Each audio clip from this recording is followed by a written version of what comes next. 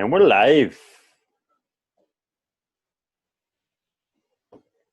Good afternoon, good morning, good evening, ladies and gentlemen, wherever you are, whatever time it is for you right now. Just know that you are locked in until the point with Skip. and the King. You guys know where to find us by now. Come on, SimonBroder.com. Find the book, Running the Point, on Amazon.ca. You look them up, Dougie J's on Twitter. You guys know where to. You guys find us on Instagram, Facebook, YouTube. Make sure you're following me on Twitter. I need to build up those followers. I've been tweeting the series, live tweeting the series. So make sure you're logged on to Twitter, following me, adding me. Just yeah, and obviously commenting on the YouTube videos is great as well. Let us know what you think. I think you're talking a lot about that series because it is a series now. It's one game. Did you guys see Game 6? Let's forget about Game 5. Let's throw that out the window. Okay, Game 2, 3, they were great. But now we have a series. Okay. Game 6 is one of the most epic playoff games, and I can't even say in Raptors history, because the Raptors are starting to have a pattern of this, of having these epic games. Like you look back at Game 7 against Philly last year, even Game 3 of this series. Game 3 of the Milwaukee series. I mean, you could argue that the Raptors have had 4 of the top 5 playoff games in the last year and a half. So, you know how it's always fun to watch the game with my mom? So I was watching it with her last night. If you say so. Right? Yeah. You know it's fun. You know she loses her mind. Yeah. She loves Van Vliet. But we were watching it. She was saying to me, "Oh, Brian, I can't take this. This is so intense. I might have a heart attack." And I was like, "I probably have one before you." That's how good the game was. But she also did mention that Siakam wasn't doing that well. And for a Raptors fan, not a basketball aficionado like ourselves, just for somebody to say that, it's very recognizable, right? What I did like, despite the antics of Marcus Smart. Is that his name? Yeah? Okay. Floppus Smart. Despite his antics, Norm was playoff Powell. In overtime he was. In overtime, yeah. Took a while to get there. Hey, you got to do what you got to do when it counts at the right time. But Skip. You know what I think happened there? Hold on. You know what I think happened there in overtime? So the whole game, like Powell's kind of like lurking. Everyone's like he's not going off. Like we were expecting more from Norm. He finally gets in, and he plays okay in the fourth, and then he plays a little better in the first overtime. And this whole time it's just this defensive battle. Like both teams are going back and forth. It's a slugfest. And then you get to the second overtime, and guys have been in the game for like 20 minutes straight, and suddenly everyone's scoring. And they scored, I think, 35 points in the second overtime. So, that's exactly it, because everyone was too tired to play defense. And so Norm, obviously, he's the one guy on the floor that hasn't played the whole game because he didn't start the game. So he's the one guy who, in the second overtime, when everyone's exhausted, he's like, hey, I can actually make a shot now. And he started, like, just going off from three, and that was the game right there. Dude, last night he was the engine in the overtimes, but the overall engine for the Toronto Raptors has got to be Kyle. Bro, I received numerous texts last night, even when you and I were on the phone. Yeah, show the jersey, bro. Can you see? Yeah, there we go. Yeah, I can see it. I received numerous texts last night. I see numerous social media posts about how Kyle Lowry is arguably now the greatest Raptor ever. The charges there's no arguably about it.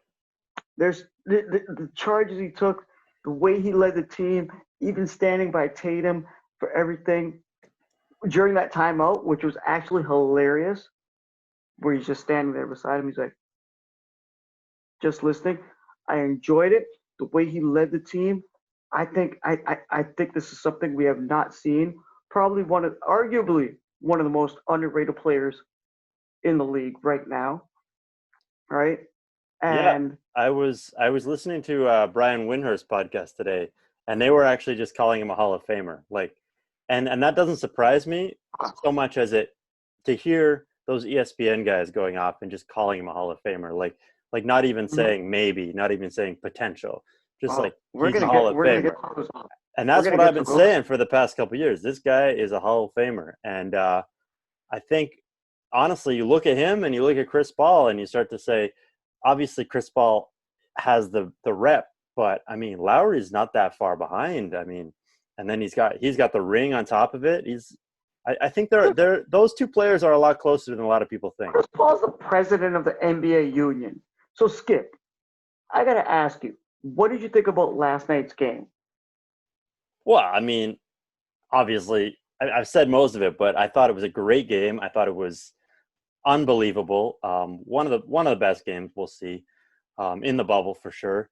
It's hard to compare to Game 3, but the Raptors managed it, and it's just like last year. It's just last year you had Game 7 against Philly, and you didn't think you could top that, and then they went out and had Game 3 against the Bucks, and it's almost the exact same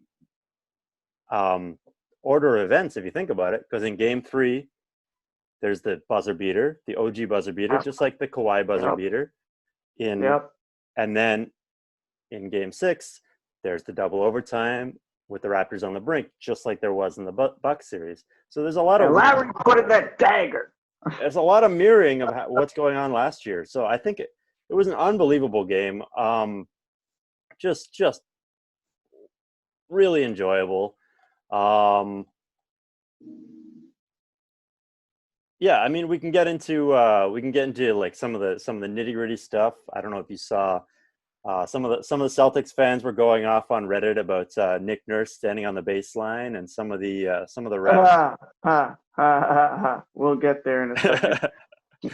And they were actually going off about the refs a lot. I got to be honest, as a Raptors fan, I'm not saying the refs were handing the game to the Raptors, but I don't have much to complain about. There were a few touch fouls where I was sort of waiting for the calls to go against us, and then they didn't.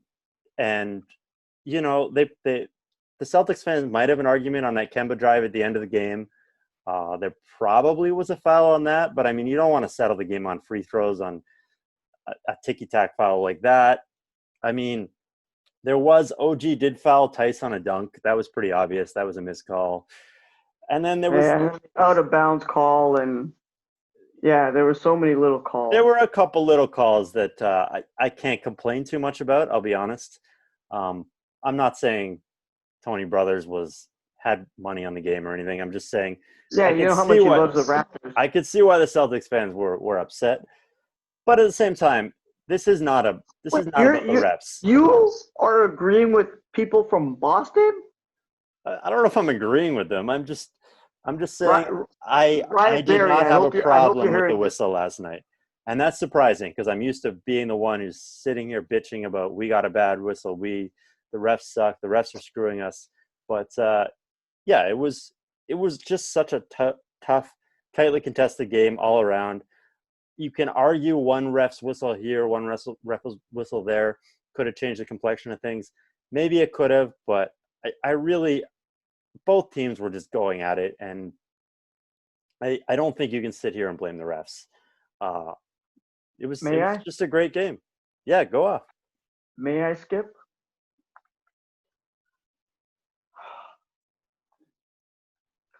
Why is it that the media from below the 52nd parallel has to always say the Raptors didn't earn it? The other team lost it. To me, this is absolutely disgusting. I've been watching this. We've been watching this for years now, Skip. We've been covering this for well over a year, almost 2 now. Yeah. And we see the bias. And you guys know I am not a Raptors fan. But justice or injustice. And they got to start giving the Raptors the credit that they deserve. Quit your whining right now. Look at them as a team. It wasn't last year during the playoffs where you guys had to travel up here all the time and complain about clearing customs and the company worried about putting up the set. No, they're all in the same bubble right now. So there's really no home court advantage. And you guys need to stop with this. Give the Raptors their credit. Skip, what did I say last week? Shout out to our boy Saul, Yeah. who quoted me about having faith in the coach Nick Nurse. Okay, yeah, I love that. I love that little move where he's completely in his rights, but when he stood by Tatum and he did that, are you kidding me? I loved it. Even after the kerfuffle at the end of the game between the Raps players, he pushed the guys out and he said, "Go, go, and f him." Love it, right? And see, this is why Nick Nurse is the coach of the year. This is why he is the man. You gotta love what he did last night. Like the box and one, that's such a weird defense to play. But for him to actually pull it off and for the guys to commit, this is why he is the man. And speaking of why he is the man, when he knows the guys, knows their talents, knows their ability, Skip, what did you notice about the lineups last night for the Raptors? That Well, I small mean, ball and all that. yeah, it was small ball. It was I've been saying, you remember going into the series, I said the Raptors might need to go small in this series because the Celtics run fast. They're small, athletic. Their centers aren't. I mean, Tice isn't a huge dude, and I said in order to keep up with a Brown, Tatum, Kemba team, you might need to downsize and go with Siakam at the 4, OG at the 5. I was actually commenting on Twitter last night that a lot of people call that the Siakam at center Go lineup. check that out, guys. Dougie J's. Yeah, a lot of people call that the Siakam at center lineup, but if you watch the game, it's OG who plays center for the most part. He's the one Pretty who was much. making the jump balls. He was the one who was guarding Tice. He was the one who was rebounding. Um, so I thought that they finally did it. Remember, they finally did it last game, and it didn't work because it was already a blowout, and everyone was playing like crap anyway. But they went to it. They Awesome. went to it this game. It was a kind of interesting because Gasol obviously had a terrible first half. You remember he almost ripped his jersey in half and like stormed to the locker room. He was not happy. And then there was a play right near the end of the first half where Fred VanVleet drove up the court on his own. He was triple teamed. He just like tried to make some hero like layup behind his back and missed everything. Like it was just a terrible, terrible shot. And it was like maybe 2 plays later that Nick Nurse took Ibaka out and took VanVleet out and went Yep. to a lineup with Matt Thomas instead of VanVleet, and it was just basically the small ball lineup. And that lineup Okay. suddenly, bang, bang, bang, they were right back in it. It went from being down 10 to like down 2. I think they were down 4 at the half, but that was just they were down 2 at the end of the run. And so that was a nice little run. Like up to that point, I was feeling like this game is not going well. The Raptors are really struggling. This is Mm-hmm. unless like they need something to spark them, something to turn them around, or this is going to be another, maybe not a blowout loss, but this is going to be a game that the Celtics control start to finish. So he went to that small ball lineup, benched Gasol, which is interesting. That's the first time we've seen Gasol benched in this whole series, and it was well deserved because he was playing like crap. Then they come out in the third quarter. Gasol actually starts playing well, and they go back big. They play pretty well in the third quarter. But then at some point, end of the third, beginning of the fourth, I don't remember exactly when, they went back to that small ball lineup, except with VanVleet and not Matt Thomas. And they played pretty well, and I was pretty happy with it. That seemed to be the lineup they stuck with. OG can really – it really – OG plays up really well. He's a big, athletic guy. He's taller than he looks. He's stronger than he looks. They were pointing out after the game he won 3 jump balls because Yeah. he's such a good Yeah. he's such an athletic leaper. And obviously, eventually, once he got in overtime, that lineup freed up Powell a bit to get his threes off. I think the thing with Norm is that he was just playing tight early in the series. He just had the Celtics were right up on him, and he wasn't getting enough That's the minutes. thing. Nick Nurse took the leash off of Norm. Yeah, once he gets his 12 minutes, If you're in a double overtime game for your season to be ended, if you were a coach, a general manager, are you going to be the guy to put Norm Powell? No, there's so many other options. But guess what? They used it. Playoff Powell. well, I'm Norm should loving be it. one of their guys. Like he going into the playoffs, he was supposed to be one of the guys. He was like it was like get Norm off. Like he's the one he won Player of the Week before the bubble happened. Like he was throwing up some Yeah, 20 use point him. games, some 25-point games. Um, Obviously he's not a great defender, but he's fine. And it was just kind of like the Celtics were really up in his face. And then you get these like 5-minute spurts, and he'd like maybe make a three, and then he'd make one mistake on defense, and then Nick Nurse would pull him. Hey, So last game he was just like, basketball is all a game of spurts, bro. yeah. So last night he Like just let him Jordan go, says. and eventually he started making his shots and even made some nice defensive plays. And that's the norm that we Great need. play. That takeaway, and that drive in overtime. That was great to see from him. So Skip, I gotta ask you: are you sticking to your guns? Are we both on the same page? Raps in 7. Well, I'm going to give a weak prediction here. I'm going to say I called Oh, Raps. come on, bro. Go hard or don't come at all. I that's what she said. Go big I or go home. I I called Raps in 7 going into this series, and Yes, you so did. it's 3-3. I can't go back on Raps in 7. But one thing I will say is that all the predictors, all the commentators who are pointing out that the Celtics have looked better than the Raptors in this series, they have a pretty damn good point, because the Celtics have won 2 games in blowouts, and the Raptors have won, I think, 3 games by maybe a combined 6 points or something. This Like is the best series that happened in the playoffs so far. Come on. yeah, it's a great series. But the Raptors, they're the champs on the ropes, and they're just like they keep taking haymakers, and they keep just like wriggling out of it. And I'm not that sure they have another one in them, but I'm gonna stick to my guns. I'm a Raptors fan. It's Game 7. I'm wearing the Lowry jersey, so let's go. Raps in 7. What do you think? Bro, so right now, currently the Raptors, they are 3-2 in Game 7 playoff series. Yep. I say it's gonna be a 4-2. All Are right. you kidding me? Guys, this is gonna be absolutely amazing. The Raps are gonna come out. They're gonna I honestly have faith in Nick Nurse. I have faith that they're gonna try to emulate their mentality and everything they did from last year, being that championship team. Because right now they're the top dogs. Ain't nobody gonna say anything. Put your LeBron, put him in a pocket, throw him away. Doesn't matter to me. Here's what I'm scared of, Okay, though. the Raps are going to take this game. And Skip, the other night I saw the Raps win by 7. They won. Last night I saw the Raps win by 5. They won by 3. Tomorrow I'm going to say the Raps are going to win by 6.